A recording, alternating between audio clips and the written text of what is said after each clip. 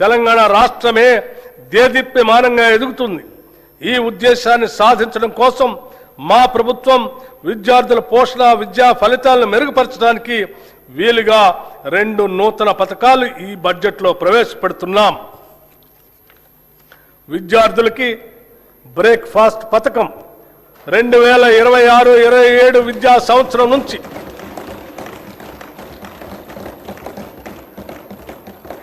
2026-27 విద్యా సంవత్సరం నుంచి ప్రీ ప్రైమరీ నుండి ఇంటర్మీడియట్ వరకు చదువుతున్న విద్యార్థులకు నాణ్యమైన పోషకాలతో రాష్ట్రంలో నూతనంగా బ్రేక్ఫాస్ట్ పథకాన్ని ప్రారంభించేందుకు ప్రభుత్వం నిర్ణయించింది.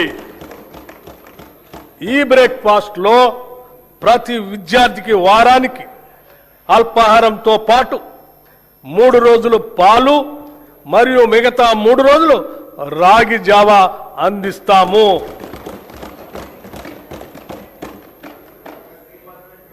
This landmark initiative will improve nutrition and health outcomes, increase attendance and punctuality, reduce dropouts and absenteeism.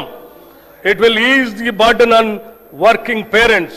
In simple words, no child in Telangana should begin a school day on an empty stomach. This is a watershed reform for student welfare. This breakfast initiative will not only nourish bodies, it will nourish the future of Telangana. Intermediate విద్యార్థులకు మధ్యాహ్న భోజన పథకం ఈ రోజు నేను ప్రకటించబోయే మరో అత్యంత ముఖ్యమైన సంస్కరణ. ప్రభుత్వ జూనియర్ కళాశాలల్లో ఇంటర్మీడియట్ అభ్యసిస్తున్న మన విద్యార్థులకు కూడా ఇకపై నూతనంగా మధ్యాహ్న భోజన పథకాన్ని విస్తరిస్తున్నాం. విద్యార్థుల సంక్షేమం కోసం మనం తీసుకుంటున్న చర్యల్లో ఇది ఒక సరికొత్త అధ్యాయానికి నాంది. కౌమార దశ అనేది ఎంతో కీలకమైన దశ. ఈ వయసులో తీసుకునే పోషకాహారమే వారు నేర్చుకునే సామర్థ్యాన్ని మరియు దీర్ఘకాల ఆయుష్ను నిర్ణయిస్తుంది. అధ్యక్ష, ఈ 2 పథకాలు ఈ రాష్ట్రంలో అద్భుతమైనటువంటి మానవీయ కోణంతో తీసుకున్నటువంటి గొప్ప నిర్ణయాలను చెప్పడానికి ఎటువంటి సందేహం లేదు. మా ప్రభుత్వం విద్యార్థులు మరియు వారి సాధికారిత పట్ల అత్యంత సిద్ధతతో ఉంది. దివ్యాంగ విద్యార్థుల శారీరక వైకల్యం వారి విద్యాభ్యాసానికి మరియు ప్రగతికి ఏమాత్రం అడ్డంకి కాకూడదనే ఉద్దేశంతో అటువంటి వారికి తగిన తోడ్పాటు అందించే లక్ష్యంతో ఇంటర్మీడియట్ విద్య చదువుతున్న దివ్యాంగ విద్యార్థులకి రెట్రో ఫిట్టెడ్ మోటరైజ్డ్ వాహనాల్ని పంపిణీ చేయాలని నిర్ణయించాం. రాష్ట్రంలోని అన్ని వసతి గృహాలు, గురుకుల విద్యా సంస్థల్లోని వంటశాలల అపరిశుభ్రత వలన విద్యార్థులు అనారోగ్యం పాలవుతున్నారు. దీనిని దృష్టిలో ఉంచుకొని ఆ వంటశాలల నిర్వహణలో వస్తున్న ఇబ్బందులను అధిగమించడానికి ఈ బడ్జెట్లో ఆధునీకరించడానికి మా ప్రభుత్వం నిశ్చయించింది. అన్ని వసతి గృహాలు, గురుకుల విద్యా సంస్థల వంటశాలల ఆధునీకరణకు కోట్ల రూపాయల ప్రతిపాదన 100 కోట్ల రూపాయలని ప్రతిపాదించాం. రాష్ట్రంలో పాలమూరు శాతవాహన విశ్వవిద్యాలయ ఆధ్వర్యంలో ఇంజనీరింగ్ మరియు లా కాలేజీలు, తెలంగాణ విశ్వవిద్యాలయం ఆధ్వర్యంలో ఇంజనీరింగ్ కాలేజ్, మహాత్మా గాంధీ విశ్వవిద్యాలయం ఆధ్వర్యంలో లా మరియు ఫార్మసీ కాలేజీలు, Rajiv Gandhi university of knowledge technologies ఆధ్వర్యంలో మహబూబ్ నగర్ క్యాంపస్ను నూతనంగా మంజూరు చేశాం. వీటికి అదనంగా ప్రభుత్వ పాలిటెక్నిక్ కాలేజ్ కోస్కీని ప్రభుత్వ ఇంజనీరింగ్ కళాశాలగా అప్గ్రేడ్ చేశాం. స్టేషన్ గన్పూర్, కే సముద్రం, గంగాధర, ధర్మపురి, పాకాల్, కోస్కీ మరియు దేవరకద్రలో కొత్త ప్రభుత్వ డిగ్రీ కళాశాలలు ప్రారంభించాం. దీంతో రాష్ట్రంలో ప్రభుత్వ డిగ్రీ కళాశాల సంఖ్య 149కి పెరిగింది. రాష్ట్రంలో ఉన్న 57 పాలిటెక్నిక్ కళాశాలను అడ్వాన్స్డ్ టెక్నాలజీ సెంటర్లుగా ఉన్నతీకరిస్తున్నాం. యువతను భవిష్యత్ ఉద్యోగ అవకాశాలు కల్పించడానికి, ఎంటర్ప్రెన్యూర్లుగా ఎదగటానికి వీలుగా పాలిటెక్నిక్ కళాశాలలో 15 కొత్త కోర్సులు 2026-27 విద్యా సంవత్సరంలో ప్రారంభిస్తున్నాం.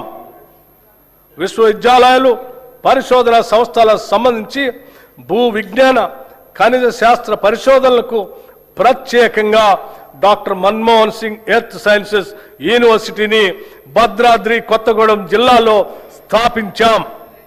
అలాగే రాష్ట్ర విశ్వవిద్యాలయాల్లో న్యాయ, ఇంజనీరింగ్ కళాశాల ద్వారా కొత్త ప్రొఫెషనల్ కోర్సులు ప్రారంభించబడ్డాయి.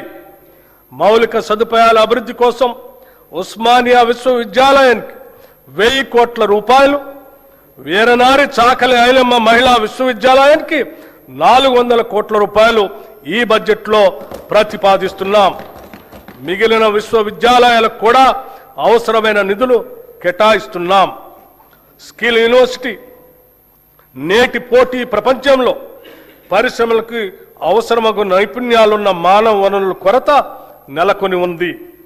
చాలా సందర్భాల్లో ఇంటర్మీడియట్ మరియు డిగ్రీ కళాశాల నుండి ఉత్తీర్ణులైన వస్తున్న మన విద్యార్థుల్లో ఆశించిన స్థాయిలో నైపుణ్యాలు ఉండటం లేదు. అలాగే అధునాతన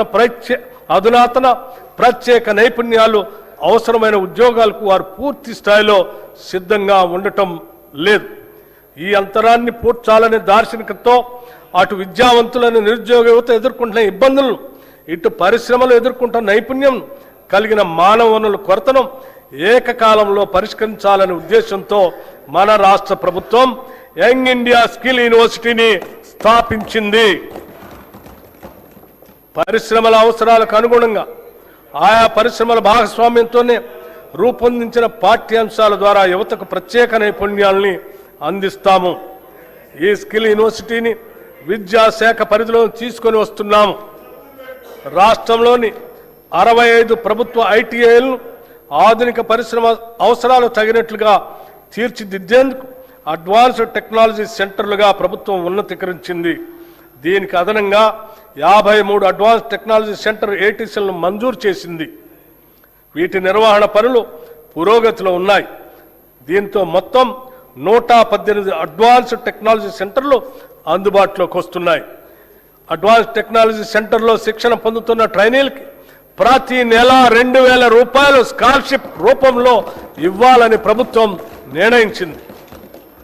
నైపుణ్యాలకు సంబంధించిన అన్ని సంస్థలను ఒకే గొడుగు కిందకు తీసుకొని రావడానికి అడ్వాన్స్డ్ టెక్నాలజీ సెంటర్లు, పాలిటెక్నిక్ కళాశాలలు మరియు టామ్కామ్లను ఈ స్కిల్ యూనివర్సిటీ పరిధిలోకి తీసుకొస్తాం. యువతను బ్లూ కాలర్ ఉద్యోగాల కోసం సన్నద్ధం చేసేలా ఉస్మానియా యూనివర్సిటీ, జేఎన్టీయూ తదితర విద్యా సంస్థల తరహాలో ఈ విశ్వవిద్యాలయాన్ని తయారు చేయటమే మా ప్రధాన ఉద్దేశ్యం. 2047 నాటికి రాష్ట్ర ఆర్థిక వ్యవస్థను $3 ట్రిలియన్ స్థాయికి చేర్చాలనే మహోన్నత లక్ష్యంతో ఉన్నాం. ఇందుకు మనకు భారీ సంఖ్యలో నైపుణ్యం కలిగిన మానవ వనరులు అవసరం. భారతదేశంతో పాటు ప్రపంచవ్యాప్తంగా ఉన్న నైపుణ్య ఆధారిత బ్లూ కాలర్ ఉద్యోగ అవకాశాలు, అవసరమైన మానవ వనరులను అందించడంలో తెలంగాణ రాష్ట్రాన్ని యావత్ ప్రపంచానికి ఆదర్శంగా తీర్చిదిద్దాలని మేము భావిస్తున్నాం. పిల్లల భవిష్యత్తు కోసం తీసుకునే నిర్ణయాలు ఎప్పుడూ ఖర్చు కాదు, అవి పెట్టుబడులు మాత్రమే. అమ్మ కలలు పిల్లల చదువు, ఇవే తెలంగాణ భవిష్యత్తు. అమ్మ కలలు పిల్లల చదువు, ఇవే తెలంగాణ భవిష్యత్తు. ఈ బడ్జెట్లో విద్యారంగానికి 26,674 కోట్ల రూపాయలు ప్రతిపాదిస్తున్నాం. రాష్ట్రంలోని పేద ప్రజలందరికీ నాణ్యమైన వైద్య సేవలు అందించడమే లక్ష్యంగా మా ప్రభుత్వం ప్రజా ఆరోగ్య వ్యవస్థను బలోపేతం చేస్తుంది. తెలంగాణ రైజింగ్ విజన్ 2047 లక్ష్యాల మేరకు రాష్ట్ర ప్రభుత్వం మాతా శిశు సంక్షేమ ఆరోగ్యం, యువత ఆరోగ్యం, దీర్ఘకాలిక వ్యాధుల నియంత్రణ, అలాగే మానసిక ఆరోగ్య సంరక్షణపై ప్రత్యేక ప్రాధాన్యం ఇస్తుంది. ప్రభుత్వ ఆసుపత్రులను బలోపేతం చేయడానికి జిల్లా కేంద్రాల్లో డే కేర్ క్యాన్సర్ సెంటర్లు, నాన్ కమ్యూనికబుల్ వ్యాధుల క్లినిక్స్, వృద్ధుల ప్రత్యేక క్లినిక్స్, పాలియేటివ్ కేర్ సెంటర్లు, ట్రాన్స్జెండర్ల కోసం మైత్రి క్లినిక్స్ ఏర్పాటు చేయబడ్డాయి. ఇంతకాలం గ్రాంట్ ఇన్ ఎయిడ్ సంస్థగా ఉన్న 12,720 బెడ్స్ సామర్థ్యం కల తెలంగాణ వైద్య విధాన పరిషత్తును పూర్తి స్థాయి ప్రభుత్వ సెకండరీ హెల్త్ కేర్ విభాగంగా చేస్తున్నాం. దేశంలో ఎక్కడా లేని విధంగా కేవలం అభివృద్ధి చెందిన దేశాలు మాత్రమే లభించే ప్రజల హెల్త్ ప్రొఫైల్ని రాష్ట్రంలోని ప్రజలందరికీ అమలు పరుస్తున్నాం. మానవ వనరుల సంక్షేమంలో భాగంగా రాష్ట్రంలోని ప్రజలందరి ఆరోగ్య రక్షణ అత్యంత ప్రధానమైంది.